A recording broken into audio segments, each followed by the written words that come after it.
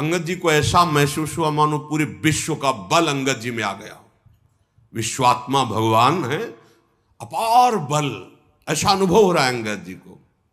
चरणों में वंदना की और प्रभु के प्रताप का स्मरण किया, और जैसे मतवाला गजराज चलता है, लंका के समीप ही है, समुद्र पार हो चुके हैं, रणबांकुरे बालपुत्र युवराज अंगद गजराज की तरह चल रहे हैं, सिंहवत।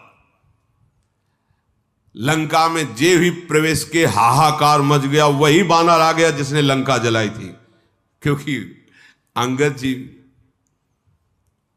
रावण का पुत्र अपने निशाचर साथियों के साथ खेल रहा था, देखा तो अंगद जी से बातचीत करने लगा। कौन हो, कैसे प्रवेश कर रहे हो? अंगद जी ने कोई बातचीत नहीं की, चल रास्ते से हट जा। तो अभिमानी का पुत्र है, तो उसने अंगद जी पर लात प्रहार करने की कोशिश की, पकड़ के लात उसकी 2-4 बार घुमाया, पटक दिया, मर गया। रावण का पहली शुरुआत यहां से। जे भी रावण का पुत्र मरा तो जितने भट्ट थे भागे, हल्ला मचाते जा रहे, भागो, ये वही बानर है जिसने अक्षय कुमार को मारा था, जिसने लंका जलाई थी। पहली बार आया तो सब हाहाकार मच गया, अब दोबारा आया है तो क्या करेगा, सब भाग पड़े। जाकर के सभा में पुकारा, वही आ गया जिसने लंका जलाई थी, अक्षय कुमार को मारा था। आते ही सबसे पहले रावण के पुत्र का वध किया है। रावण के पुत्र की मृत्यु, नगर में हाहाकार मच गया, सब माथा पकड़ के बैठ गए, क्योंकि पीछे भोग चुके हैं ना हनुमान जी की लीला में। सब हाहाकार करने लगे कि अब ये रावण सर्वनाश कराएगा, मान जाता तो कम से कम प्राण बच जाए। सब भयभीत हो गए, हे विधाता अब क्या होगा। सब रो रहे हैं घरों में बैठे, क्योंकि सब देख चुके हैं ना हनुमान जी का प्रताप। जिस गली से जा रहे हैं बिना पूछे, सब ऐसे करते हो, ऐसे बता, सब आका दरवाजा उधर है, किसी को मारने की जरूरत नहीं है, पहले ही सब ये रास्ता है दरबार के लिए। दरबार के प्रथम द्वार पर अंगद जी खड़े हुए। गयऊ सभा दरबार तब सुमिरि राम पद कंज, सिंह ठवनी इत उत चितव, धीर वीर बल पुंज। भगवान श्री राम के पावन चरणों का स्मरण करते हुए रावण की सभा के प्रथम द्वार पर, और जैसे सिंह शिकार को तकता है, ऐसे बिल्कुल सावधान है, क्योंकि शत्रु की सभा बलवान शत्रु है, तो सिंहवत आसपास चारों तरफ चितवन, कोई हरकत तो नहीं कर रहा। तुरंत एक राक्षस गया और रावण को समाचार दिया कि आते ही एक पुत्र का हनन आपके हो गया, और बानर आया है, लगता है वही बानर है जो पहले आया हुआ था। रावण ने कहा बुलाओ इस बंदर को, देखते हैं। दूत दौड़े, अंगद जी ने दूर से, चलो सब दूर निशाचर चलो। मत गजराज सिंहवत दृष्टि सभा में प्रवेश किया। सभा में अंगद जी देख रहे मानो काजलों के पहाड़ की भीड़ लगी हो, ऐसे निशाचर हैं, बलवान काले एकदम। भुजाएं सबकी ऐसी दिखाई दे जैसे मोटे मोटे पेड़ों की जड़ें होती हैं, ऐसे मोटी मोटी। रोमावली ऐसे जैसे कुश होते हैं ना, ऐसे रोमावली। मुंह नाक नेत्र ऐसा जैसे पर्वत की कंदराएं होती, अंदर चले जाओ बाहर निकलो, ऐसे मुख नाक, ऐसे निशाचर बैठे हुए। जरा भी झिझके नहीं, जरा भी डरे नहीं। और आश्चर्य की बात यह हुई कि जो ही अंगद जी ने सभा में प्रवेश किया, सब खड़े हो गए। रावण की सभा के जैसे कोई महाजन महापुरुष पधारे तो सब सभा में खड़े हो जाते हैं। रावण बैठा हुआ है और सब सभासद खड़े हो गए। अंगद जी, राम प्रताप है, ये भगवत प्रताप है। उठ खड़े हुए। रावण का हृदय क्रोध से जल उठा। वह बैठ इसके लिए खड़े हो गए अंगद जी। निशंक अंगद उस समय खड़े हैं। ये शंका तभी होती जब भगवान का भरोसा नहीं होता, भगवान के प्रताप को नहीं जानते, भगवान का आश्रय नहीं होता। जथा मत गज जूथ महु पंचानन चली जाई, राम प्रताप सुमिरि मनु बैठ सभा सिर नाई। जैसे विशाल हाथियों के झुंड में बबर शेर उतरे, ऐसे अंगद जी, कोई शंका नहीं, कोई भय नहीं, भगवान के प्रताप का स्मरण, जय श्री राम, और सभा में बिल्कुल कोई भय नहीं, कोई डर नहीं। ये भक्त का स्वरूप होता है। भय किस बात? अखिल लोक ब्रह्मांडों का स्वामी हमारा प्रीतम है, भय किस बात का? अच्छा, मरने का भय, शरीर का भय, ये तो पहले उनके नाम कर चुके हैं, ये तो उनकी संपत्ति है, वो जब चाहे तब ले ले। तो भय, फिर हमारा स्वरूप तो अविनाशी है, फिर भय की कोई गुंजाइश नहीं है। कहा दसकंठ कवन तय बंदर, तुम पहले वाले तो नहीं हो, दूसरे हो, क्योंकि दर्शन में लग रहा है। कौन है तू? तो अंगद ने कहा है दशग्रीव, मैं भगवान श्री राम का एक छोटा सा दूत हूं। अगर पूरा परिचय जानना चाहते हो तो तुम्हें हमारे पिता का बहुत बढ़िया परिचय है। 6 महीना कांख में रहे हो उनकी, बालिपुत्र।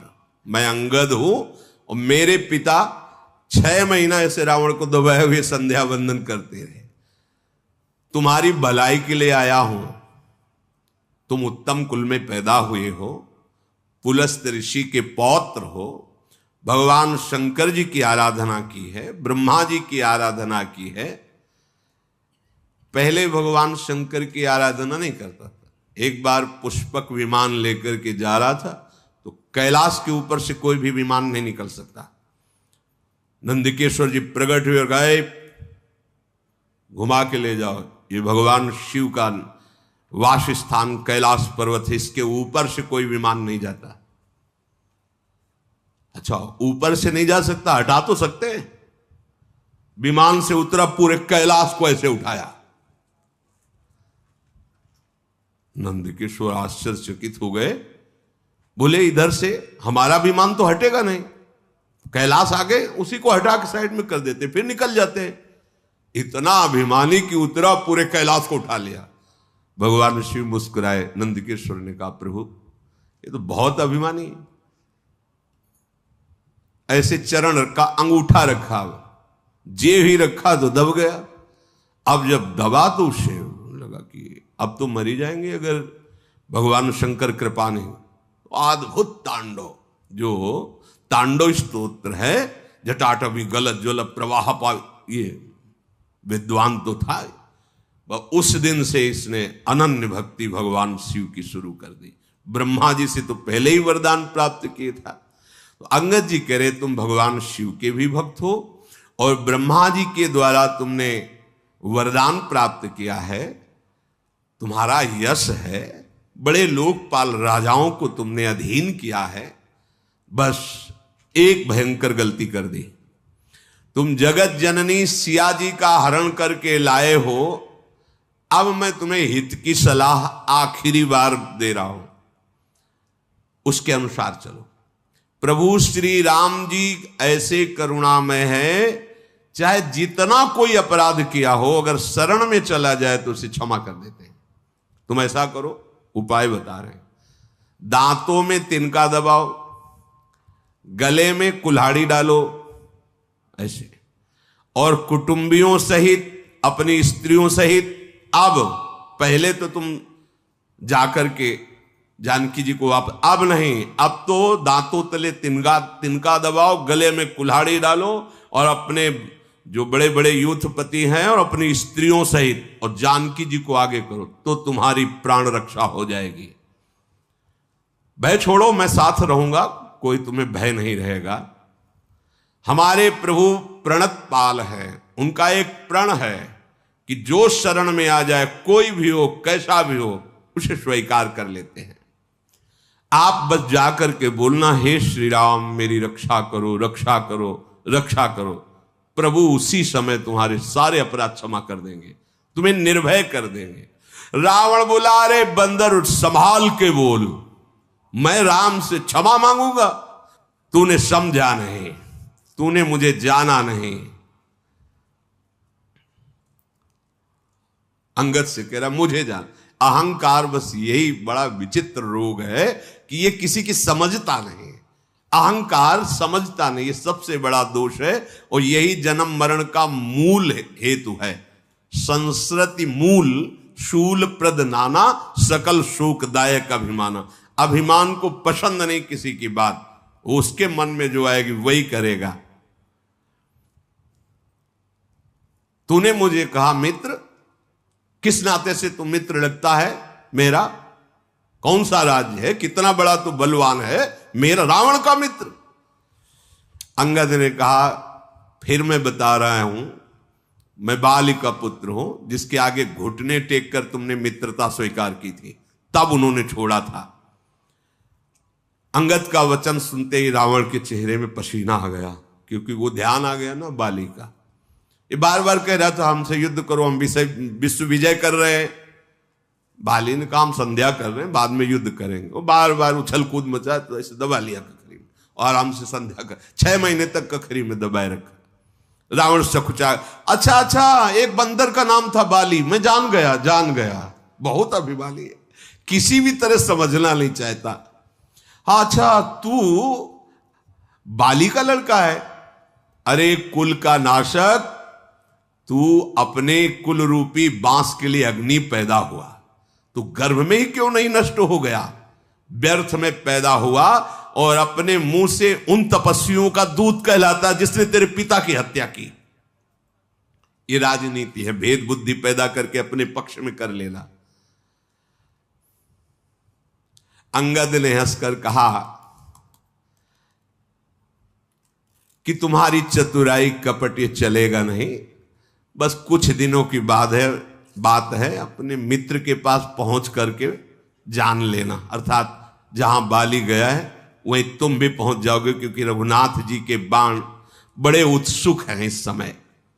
राम विरोध करने पर जैसी बात होती है वैसी तुम अनुभव करोगे, सुनाने की जरूरत नहीं है। अरे मूर्ख रावण, सुन, ये भेद नीति उसके ऊपर काम करती जिसने भगवान का आश्रय नहीं लिया। भेद नीति बड़ी काम करती है, हम तो देखते हैं ना भेद नीति का प्रयोग बड़ा। अगर अपनी बुद्धि को संभाला नहीं तो माया भेद नीति के द्वारा परमार्थ से आपको नष्ट कर देगी। भेद नीति पर उस पर प्रभाव पड़ता है जिसने अपने हृदय को भगवान के चरणों में समर्पित नहीं किया। अच्छा, तो तुमने हमें कुल का नाश करने वाला कहा, तो तुम अपने कुल के रक्षक हो? अरे अंधे भी ऐसी बात नहीं कहेंगे, तुम्हें दिखाई नहीं दे रहा है? तुम्हारे तो 20 नेत्र और 20 कान है, तुम्हें नहीं दिखाई दे रहा कि तुम कुल घातक हो कि हम कुल घातक हैं? ब्रह्मा, शिव, देवता, मुनि समुदाय सब जिनके चरणों का आश्रय लेकर भजन करते हैं, मैं उनका दूत हूं, तो मैंने कुल डुबो दिया। और तू उनकी प्रिया का हरण करके लाया है, और जब से लाया है तब से तेरे कुल में अमंगल ही अमंगल हो रहा है, तू अपने कुल को बढ़ाने वाला बन गया। अंगद की कठोर बात सुनकर रावण की आंखों में मानो आग पैदा हो गई, ऐसा क्रोध। अरे दुष्ट, मैं तेरे सब कठोर वचन इसलिए सह रहा हूं कि मैं नीति को जानता हूं कि दूत को मारना नहीं चाहिए, इसलिए तुझे नहीं मार रहा हूं। अंगद ने कहा, तुम्हारी नीति भी हमने बहुत सुनी है, बड़े तुम धर्मशील हो, पराई स्त्री के ऊपर गंदी दृष्टि रखने वाले, अपहरण करने वाले, तू कहता है नीति को मैं जानता हूं। पूरी सभा उसकी बैठी हो, भारी सभा में उसका ऐसे कठोर वचनों से अपमान। दूत की रक्षा करने की बात तो आंखों से देख ली, धर्म के व्रत को धारण करने की डींग मारने वाले, तू डूब कर क्यों नहीं मर जाता? अपने मुंह से अपनी बड़ाई कर रहा है, तुझे शर्म नहीं आती? नाक कान रहित बहन को देखा तो तुमने धर्म विचार करके ही तो क्षमा किया, बड़े क्षमावान हो तुम। तुम्हारी धर्मशीलता बड़ी जगजाहिर है। मैं भी बड़ा भाग्यवान हूं जो तुम्हारे जैसे धर्मात्मा का दर्शन पा रहा हूं। अंगद जी ने ऐसा कह करके बहुत हंसी उड़ाई। रावण ने कहा, तू मूर्ख बंदर बक बक कर रहा है, तू मेरी भुजाओं को नहीं देख रहा है? अरे लोकपाल भी डरते मेरी भुजाओं को देख करके। तूने सुना होगा आकाश रूपी तालाब में मेरी भुजाओं रूपी कमलों पर बसकर शिव जी सहित कैलाश हंस के समान शोभा पाया, अर्थात 20 बार कैलाश पर्वत को इन भुजाओं से उठाया है। अंगद सुन, तेरी सेना में बता कौन ऐसा सुभट है जो मेरी इन भुजाओं से भिड़ सके? है कौन उसमें जो मेरे से युद्ध कर सके? और तुम और सुग्रीव कोई वीर हो क्या हमारे सामने? और आप विभीषण डरपोक, वो हमारे सामने खड़ा होगा। और जाम्बवान बुढ़ापे को झेल नहीं पा रहा है, इतनी बुढ़ापा अवस्था है। अब लड़ाई में है कौन तुम्हारे पक्ष में जो हमारे सामने खड़ा हो सके? अच्छा, जिन्होंने पुल बनाया नल नील, शिल्पी है, कोई योद्धा है? हां, एक बानर बहुत बड़ा योद्धा है जो पहले आया था लंका में। मानता हूं कि वो योद्धा है, क्योंकि एक ही से मुलाकात अभी हुई है, उसको तो मानता हूं कि योद्धा है। अंगद ने कहा, राक्षस राज, सच्ची बात मानते हो कि वो योद्धा है? अरे वो जब से नगर जला के गया है, जिसे तुम जगत विजयी योद्धा कह रहे हो, वो हमारे यहां का सबसे छोटा बानर है। अब अंगद जब वो अपनी डींग हाँक रहा है तो उसके अहंकार का दमन करने के लिए बोले, हमारे यहां सबसे छोटा सेना का बानर है जिसे तुम जगत विजयी योद्धा कह रहे हो। और सही बात, तुम उसे मानते हो योद्धा? रावण, तुमने जिसे योद्धा कह के सराया, वो सुग्रीव का एक छोटा सा दूत है, चलने में बहुत। जब से खबर लेने के लिए भेजा गया था तो बिना आज्ञा के उसने नगर जला दिया था। आज भी वो सकुच में है कि कैसे भगवान के सामने जाऊं, उनकी आज्ञा का उल्लंघन हुआ, क्योंकि भेजा गया था खबर के लिए, तुम्हारे पुत्र को मार डाला, लंका जला दी, तो वो आज भी सकुच में है और हमारे यहां का सबसे छोटा योद्धा है। रावण, तुम सब सत्य कहते हो, मुझे सुनकर कुछ भी क्रोध नहीं आ रहा। सचमुच हमारी सेना में एक भी ऐसा नहीं है जो तेरे से लड़ने में शोभा पावे। प्रीति और बैर तो बराबरी वालों से करना चाहिए। यहां तो ऐसा है जैसे सिंह और मेढक, तुम सब निशाचर मेढक हो और राम सेना सब सिंह है। भला सही बात कहते हो, जोड़ नहीं है, तुम्हारे जोड़ नहीं, जैसे सिंह और मेढक का, ऐसे तुम सब मेढक हो। यद्यपि तुम्हें मारने में हमारे प्रभु श्री राम की लघुता है, पर तूने बड़ा दोष किया है। रावण, प्रभु का क्रोध तेरे को भस्म कर देगा। मेरी बात मान ले, प्रभु की शरण में हो जा। अंगद जैसे बार बार ऐसे वचन बोल रहे हैं। रावण हंसकर बोला, बंदर में एक गुण तो दिखाई दे रहा है, इसको जो पालता है, खवाता है, पिलाता है, वो उसी के अधीन चेष्टा करता है। ये गुण तो इसमें दिखाई दे रहा है। इसको जो बंदर को जो पाले, खवावे, पिला, उसके अनुकूल चलता है, उसके अधीन चलता है। ये तेरे में तो गुण दिखाई दे रहा है कि तू अपने स्वामी के अनुकूल है। बंदर जो अपने मालिक के लिए लाज छोड़कर जहां तहां नाचता है और नाच कूद कर लोगों को रिझाकर अपने मालिक का पोषण करता है, हाँ, ये तेरे में है। अंगद, तेरी जाति जो बंदर है, स्वामी भक्त है, तू अपने मालिक के जितने भी गुण गा रहा है, तो समझदार लोग बंदर के द्वारा मालिक का किया हुआ आदर स्वीकार नहीं करते। हम समझदार जन हैं, तेरी जली कटी बातों को सुनकर उस पर ध्यान नहीं देते, नाराज नहीं होते। अंगद ने कहा, बड़े गुणग्राहक हो, हनुमान जी ने सुनाया था तुम्हारे गुणग्राहक की बात। अशोक वन को विध्वंस किया, अक्षय कुमार को मारा, पूरी लंका को जला दी, और आप गुण ग्राहक इसीलिए शांत रहे, क्योंकि आप गुण ग्राहक हो ना। हां, उसने कोई आपका अपकार नहीं किया था, इसलिए आप शांत रहे। अर्थात कि उस समय तुम्हारा बल कहां गया था। अंगद जी बड़ी बकरोती बोल रहे हैं, टेढ़ी बातें। तुम्हारा सुंदर विचार दशग्रीव, तुम में कुछ लाज बची है कि नहीं बची है? अंगद ने कहा, धृष्टता की हद हो गई। मैंने जो हनुमान जी ने बताया था कि तू कितना निर्लज्ज है, वो आज आंखों से देख रहा हो। वास्तविक तो बहुत निर्लज्ज है। सभा में कोई रावण को ऐसा, अरे देखो, क्रोध भी नहीं आ रहा, लाज भी नहीं है, चिढ़ भी नहीं है। अब तो रावण को नहीं रहा गया। अरे बानर, तेरी ऐसी बुद्धि है, तभी बाप को मरवा डाला तूने। ऐसा वचन कह करके रावण बड़ा अट्टहास किया। अंगद ने कहा, बाप को मरवा डाला, अब तेरे को मरवाने के लिए आया हूं। तेरी भी मृत्यु का मैं ही कारण बनूंगा। अभी तुरंत मेरी बात समझ जा, नहीं ऐसा मत समझ कि मैं तुझे दंड नहीं दे सकता। अंगद ने, अरे नीच अभिमानी, बाल के निर्मल यश का कारण जानकर मैं तुझे नहीं मार रहा हूं। रावण ने कहा, नहीं तो बता, रावण जैसा है कोई त्रिभुवन में? गजब का अभिमानी, बस उसको अपनी याद आ रही बार बार। अंगद जी ने कहा, रावण सुनना चाहते हो कि? हमने तो जो रावण सुना है उनमें से कौन वाले तुम रावण हो, जरा बताना। बलि ही जितन एक गयऊ पताला, राखिव बांध शिशुन है साला। एक गया था बलि जी को जीतने, बामन बलि, पाताल में।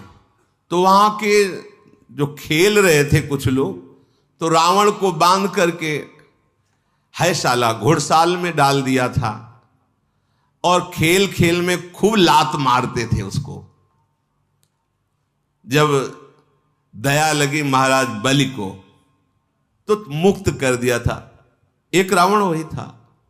वही वो क्या तुम, जिसे वहां लातों से मारा गया था, घुड़साल में बांध के रखा गया था, जब बलि पर विजय प्राप्त करने गया था। अच्छा, दूसरा रावण हमने सुना है, एक बहोरी सहस भुज देखा, धाई धरा जिम जंत विशेखा, कौतुक लाग भवन ले आवा, सो पुलस्त मुनि जाय छुड़ावा। शास्त्राबाहु अर्जुन के साथ युद्ध की, तो ऐसे जंतु की तरह पकड़ लिया, अपने भवन में बंदी बना के लग। फिर पुलस्त ऋषि गए और समझा बुझाकर छुड़ा के लाए थे। वो रावण हो तुम। एक कहत मोहि सकुचयति रहा बाल की कांख, इनमोहु रावण तय कवन सत्य बदहि तज माख। एक हमारे पिता के 6 महीने कांख में रावण रहा। कौन से रावण हो तुम? कहते तुमने मेरा यश नहीं सुना, तो तुम बताओ कौन से रावण हो? रावण ने कहा, 67 सोई रावण बलशीला, हरिगिर जान दास भुजलीला। मैं वो रावण हूं जो कैलाश को बता चुका है कई बार। अभिमान बर्दाश्त नहीं होता। अरे मेरी भुजाओं का बल भगवान शंकर जानते हैं। मैंने अपने हाथों से अपने सर रूपी पुष्पों को काट काट के महादेव जी के चरणों में चढ़ाया है। सिर रूपी कमलों को अपने हाथों से उतार उतार कर भगवान शिव के चरणों में चढ़ाया। अरे मूर्ख, मेरे भुजाओं का अगर परिचय पाना है तो दिक्पालों से जाके पूछ, जिनके हृदय में आज भी भय समाया हुआ है। दिशाओं के हाथियों से पूछ, जहां भुजा की टक्कर मारी तो चिघाड़ते रहे। जिनके भयानक दांत जब जब आकर मेरी छाती में भुजाओं में लगे तो टूट गए। जिसके चलते समय पृथ्वी हिलती है, चलत दशानन डोलत। जासु चलत डोलत इम धरनी, चढ़त मत गज जिम लघु तरनी। जैसे छोटी नाव पर कोई गजरात चढ़े तो नाव हिल जाती है, ऐसे पृथ्वी हिलती है। मैं वो रावण हूं जब चलता हूं। सोई रावण जग विदित प्रतापी, सुने न श्रवण अलीक प्रलापी। अरे झूठी बकवास करने वाला, तूने कानों से नहीं सुना? मैं जगत प्रसिद्ध प्रतापी महाबली रावण हूं। महाप्रतापी जगत प्रसिद्ध रावण को तू मजाक समझ रहा है, छोटा कहता है, और एक मनुष्य की बड़ाई मेरे दरबार में कहता है। अरे दुष्ट, असभ्य, तुच्छ बंदर, मैंने जान लिया तेरे में बुद्धि नहीं है। रावण के वचन सुनकर अंगद जी को आप क्रोध आया। उन्होंने कहा, अरे नीच अभिमानी, संभाल कर बोल। मेरे प्रभु को तू मनुष्य बोलता है? जिनका फरसा सहस्त्राबाहु की भुजाओं रूपी अपार वन को जलाने के लिए अग्नि समान था, जिनका फरसा रूपी समुद्र की तीव्र धारा में अग्नित महाबली राजा बार बार डूब गए, उन परशुराम जी ने जिनके रूप और बल को देखकर गर्व त्याग करके चरणों में शीश झुकाया, वो हमारे भगवान श्री राम है। अय दशकंधर, तू बहुत उद्दंड हो गया है, इसीलिए तू भगवान श्री राम को मनुष्य बोल रहा है। कामदेव भी क्या धनुर्धारी है? गंगा जी क्या नदी है? कामधेनु क्या पशु है? कल्पवृक्ष क्या पेड़ है? अमृत क्या रस है? ऐसे भगवान क्या मनुष्य है? गरुण जी क्या पक्षी हैं? शेष जी क्या सर्प हैं? अरे दशकंधर, तेरी बुद्धि नष्ट हो गई। चिंतामणि भी क्या पत्थर है? वैकुंठ भी क्या लोक है? श्री रघुनाथ जी की अखंड भक्ति जैसा कोई लाभ है?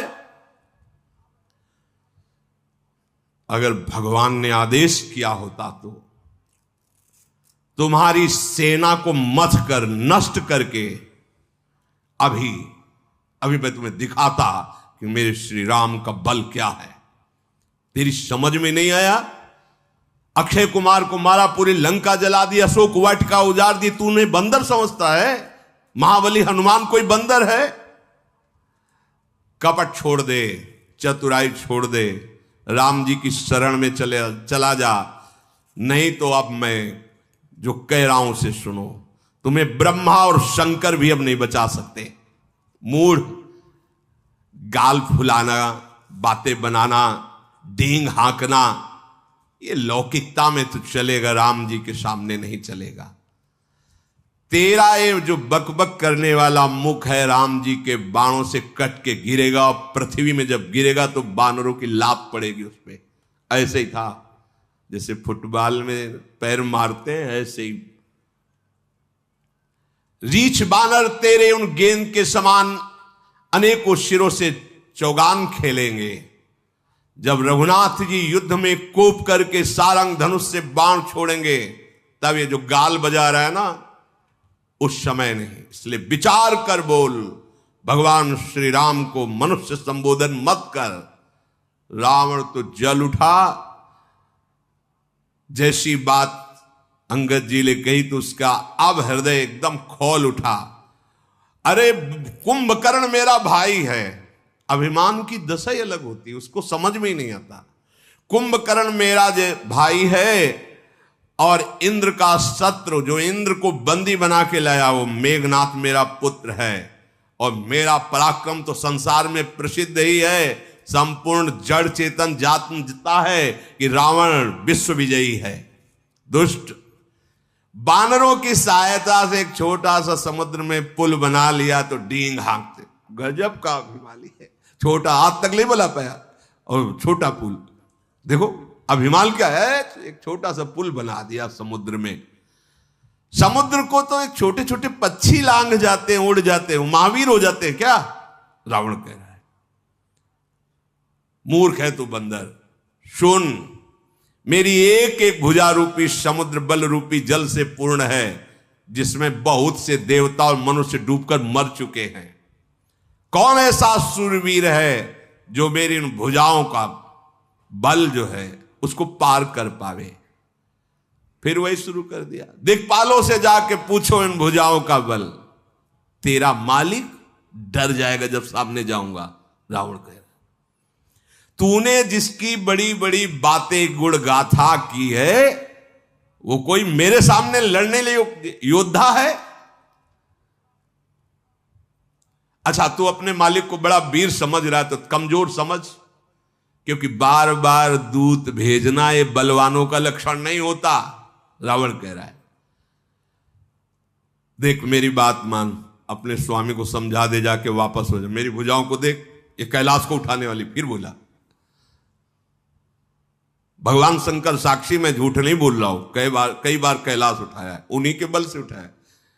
अभिमानी पुरुष जैसे कभी कुछ तो 1000 बार कहेगा कि तुम्हें क्या पता, वृंदावन जाते 200 साधुओं को भोजन, 5 अरे संत बोले कि ऐसा भोजन तुमने कभी पाया नहीं।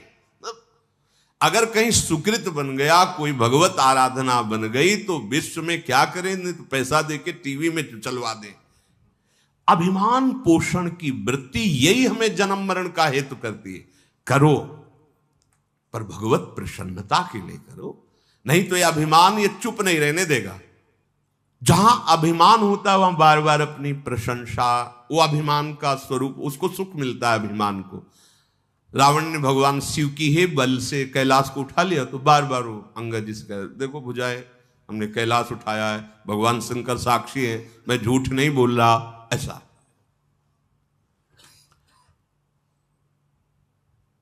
मस्तकों के जलते समय जब मैंने अपने ललाटों पर लिखे हुए विधाता के अक्षर देखे, वो जब आहुति करता था अपने सर की, तो मैंने उसमें देखा था मेरी मृत्यु लिखी थी मनुष्य के हाथ से। तो मुझे बहुत बड़ी हंसी आई कि विधाता भी लिखने में चूक कर दिया, मुझे मनुष्य मारेगा, मेरा तो आहार मनुष्य है, मार कैसे सकता है। तो विधाता ने भी असत्य लिखा था। जब मैं अपने सर काट के हवन कर रहा था शिव प्रसन्नता के लिए, तो जलते हुए भाल पर लिखा देखा था कि मेरी मृत्यु मनुष्य के हाथ से। तो मुझे हंसी आई कि विधाता भी असत्य लिखता है, भला मेरी मृत्यु किसी मनुष्य के हाथ से होगी। मेरे मन में किसी का भी भय नहीं है, क्योंकि मैं समझता हूं कि ब्रह्मा जी बूढ़े हो गए हैं, लिखने में गलती हो गई है, मेरी मृत्यु मनुष्य से नहीं हो सकती। और मूर्ख, तू बार बार लज्जा मर्यादा छोड़कर रावण के सामने उन मनुष्यों की बात करता है। अंगद ने कहा, अरे रावण, मुझे तुम लज्जा रहित कहते हो, पर तुम बहुत बड़े लज्जावान हो। लज्जाशीलता तुम्हारा स्वभाव है, क्योंकि तुम जैसे निर्लज्ज बार बार अपने मुंह से अपनी बड़ाई गा रहे हो। सिर काटा कैलाश उठाया, सिर काटा कैलाश उठाया, यही तो उस समय से बोल रहे हो। लेकिन तेरा हृदय में देख रहा हूं कि कांप रहा है राम जी के भय से, तभी तू बड़ाई बार बार कर रहा है। अब बस कर, सर काटने से कोई सूरवीर नहीं हो जाता, जादूगर भी अपना सर काट के दिखा सकता है। इंद्रजाल रचने वाले ऐसे खेल बहुत से करते हैं, शरीर के कई टुकड़े, और फिर थोड़ी देर में वो वैसे ही खड़ा हो जाएगा। बहुत से पतंगा मोहवश आग में जल जाते हैं, तो वो कोई सूरवीर नहीं होते। और बहुत बोझा उठा लेने से कोई महावीर नहीं बन जाता। गधों के बोझा लदा करता है, वो सूरवीरों में नहीं आते। जो बार बार कह रहे हो कैलाश उठाया कैलाश, अंगद जी कह रहे, तेनर सूर कहा वहीं समुझ देख मति मंद, जरहि पतंग मोवस भार बहाई खरबृंद। गधा बहुत भार ढोता है, तो भार ढोने के कारण कोई सूरवीर नहीं कहे, और पतंगा मोहवश आग में जल जाता है, ये कोई सूरवीर नहीं कहे जाते। अब अभिमान त्याग दे, फिर तेरे से प्रार्थना कह रहा हूं, रघुनाथ जी से संधि कर ले, तेरा मंगल हो जाएगा। कृपालु राम जी ऐसे हैं कि उनका यश तेरे मारने में नहीं होगा, क्योंकि जैसे सिंह किसी खरगोश को मारे तो कोई यश की बात है। अरे अनंत बलशाली प्रभु श्री राम तुझ जैसे नीच पुरुष को मारेंगे। मूर्ख, मेरे वचन मान ले, और ये मत कहे कि कमजोर आदमी दूत भेजता है।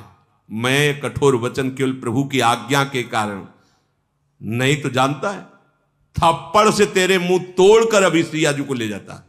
अंगद जी ने बहुत बात कही,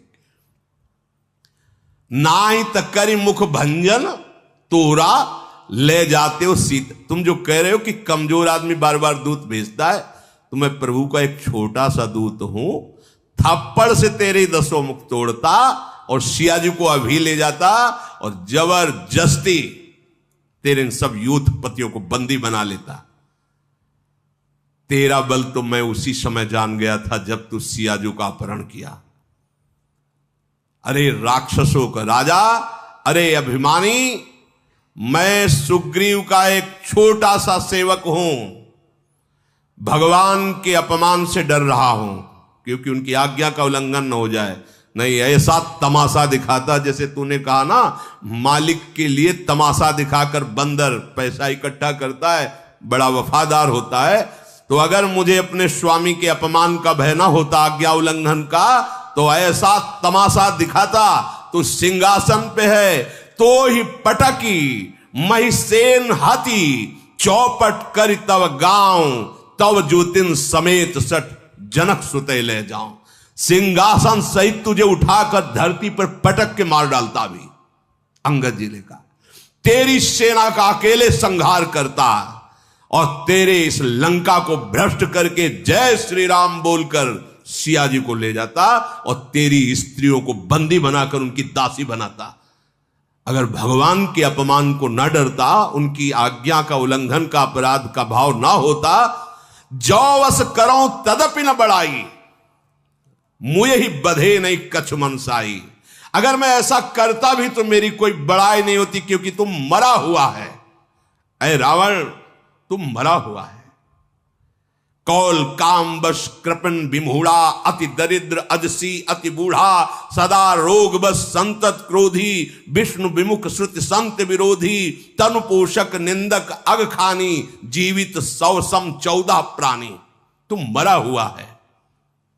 वाम मार्गी, शास्त्र के विरुद्ध आचरण करने वाला और कभी भी धर्म में धन ना खर्चा करने वाला कंजूस और मूर्ख बुद्धि, दरिद्र, बदनाम, जिसका यश हो और फिर निंदा हो जाए, बहुत बूढ़ा और नित्य रोगी, निरंतर क्रोधी, हरि से विमुख, संतों का विरोधी, शरीर का पोषण करने वाला, पराई निंदा करने वाला और पाप की खान महापापी परिस्त्री अपहरण करने वाला, ये सब मरे हुए पापी प्राणी हैं। इनको जीवित कौन कहता है?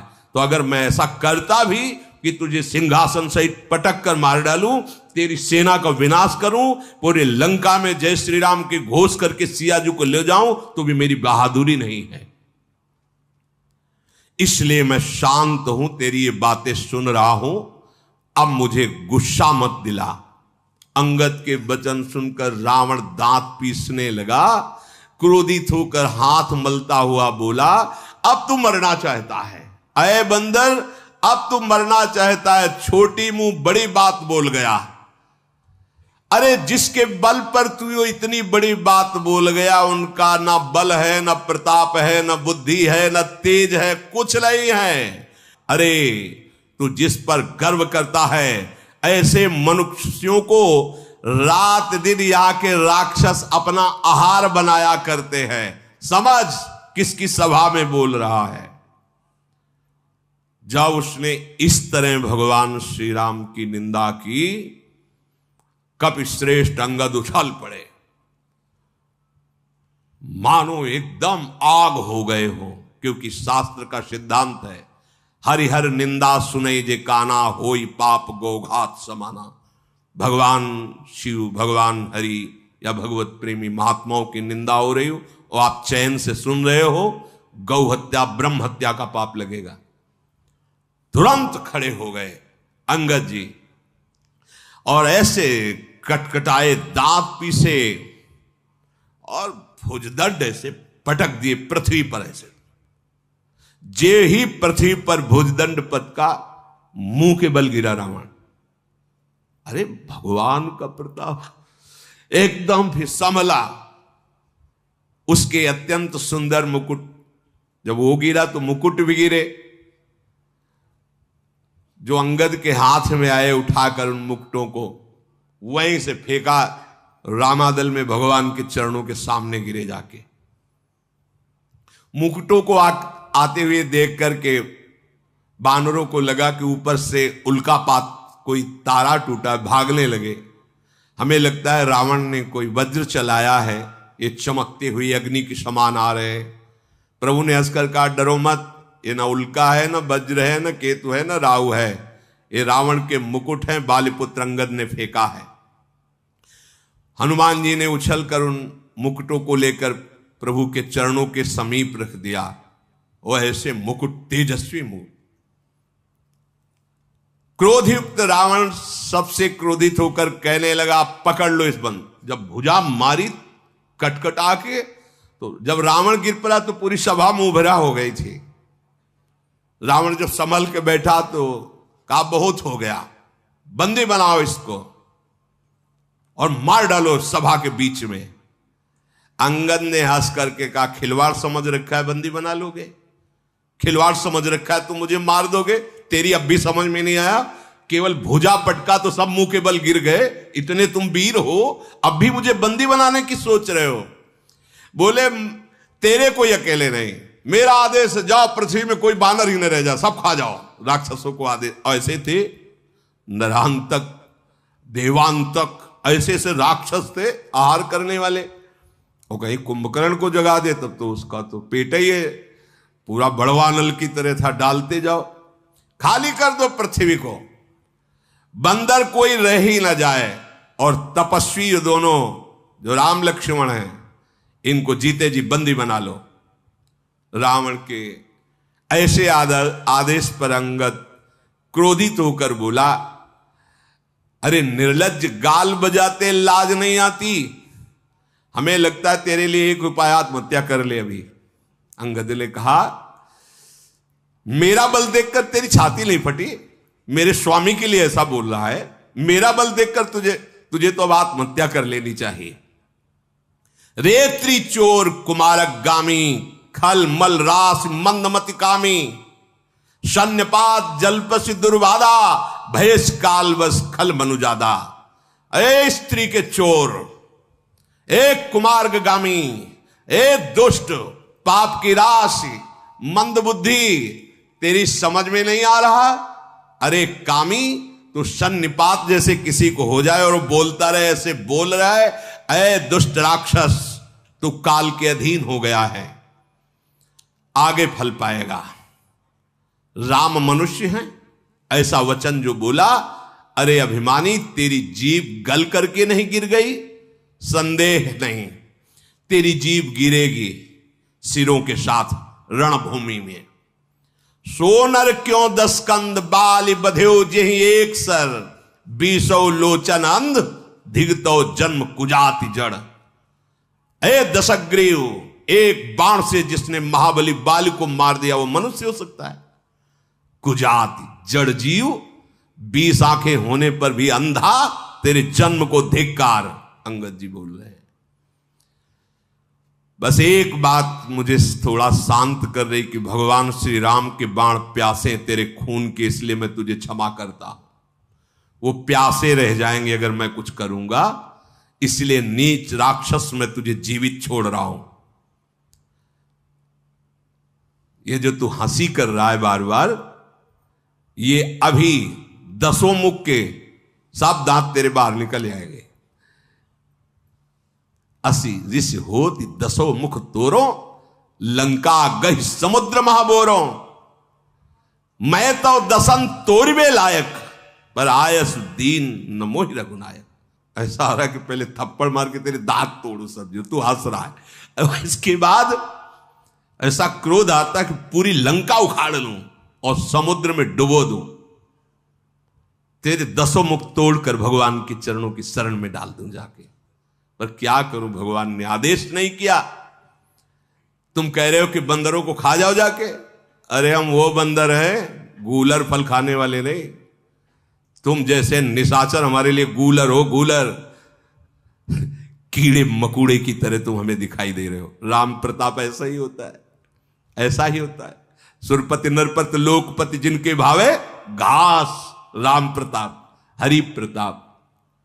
तुझ जैसे कीड़े मकोड़ों को मसलने के लिए हमको देर नहीं लगती, पर श्री राम कृपालु ने आज्ञा नहीं करी है। बस अंगद की बात सुनकर रावण बोला, अरे मूर्ख, झूठ बोलने के लिए किसी विद्यालय में सीखा है क्या तूने? बाली ने तो कभी ऐसा झूठ नहीं बोला। जान पड़ता है तू तपस्वियों से मिलकर झूठा बोलना सीख गया है, लबार हो गया है। अंगद ने कहा कि यदि तेरी 10 जीभें उखाड़ करके और तुझे रौंदू नहीं तो मैं रामचंद्र जी का दास न कहलाऊं। तो अब क्या कहूं, प्रभु ने आज्ञा नहीं करी थी और अंगद जी क्रोधित होकर बार बार हाथ मीस रहे और कहा कि देखना चाहता मेरे स्वामी का प्रताप, देख अपनी सभा को तू कह रहा जा पृथ्वी बंदरों से हीन कर दे, मैं एक दूत हूं, आज मैं अपना पैर इस सभा में जमाता हूं, तुझे गर्व है अपने सभापतियों अपने वीरों पर, तो कोई मेरा पैर उठा दे। ये बड़ी जोर की बात, भगवान का भरोसा इतना प्रबल। राम प्रताप, छोटा सा सांप का बच्चा गरुड़ को खा जाएगा, रुई बड़वानल को भस्म कर देगी, ब्रह्मा को मच्छर, मच्छर को ब्रह्मा, जो चेतन का जड़ करें जड़ करे चैतन्य, समुझ राम प्रताप कपि कोपा, सभा माजपन करि पद रूपा। जय श्री राम। उठा दे वीर अगर तेरी सभा में कोई हो, जो मम चरण सकत सठ टारी, फिर है राम सीता में हारी। अब इस समय अंगद अंगद नहीं है, इस समय राम प्रताप बोल रहा है, सीधे राम प्रताप। देखो ना, जो मम चरण सकट सठ टारी, फिर है राम और सीता में, ये मतलब तदात्म स्थिति, भगवदाकार वृत्ति। मैं सीता को हार जाऊंगा, मैं सीता को हार जाऊंगा। देखो ये अधिकार कैसे प्राप्त, अब अंगद नहीं है, अब राम प्रताप छाया हुआ है। ये इतना तदात्म भक्त का होता है कि अपने आराध्य देव को मन में, बुद्धि में, चित्त में, अहंकार में, वाणी में, तन में, सब में वो अनुभव करता है। इस समय राम प्रताप है। अरे मूर्ख, यदि तेरी सभा में कोई भी वीर मेरे चरण को हिला भी दे तो श्री राम जी लौट जाएंगे और मैं सीता को हार गया। देव ये फिर राम सीता मैं हारी, क्योंकि मेरी माता सीता है। ये बहुत बड़ी बात है। भगवान में जब तन्मयता होती है तो भगवान कितने अपने लगते हैं, कितना ये कोई सहृदय, समर्पित हृदय, तन्मय हृदय, वही ये जान सकता है। धन्य है अंगद जी की ऐसी स्थिति। फिर ही राम, ये कौन बोल सकता है, कौन बोल, जरा विचार, अपने स्वामी के लिए वापस लौट जाएंगे। सिया जी को मैं हार जाऊंगा यदि कोई मेरे चरण हिला भी दे। ये भगवान का अद्भुत तन्मयता स्वरूप, अंगद का अद्भुत बल। पूरा फाइनल बोल रहे, बहुत बड़ी बात, राम जी वापस चले जाएंगे, सीता जी को मैं हार जाऊंगा यदि मेरे चरण हिलाए सभा में।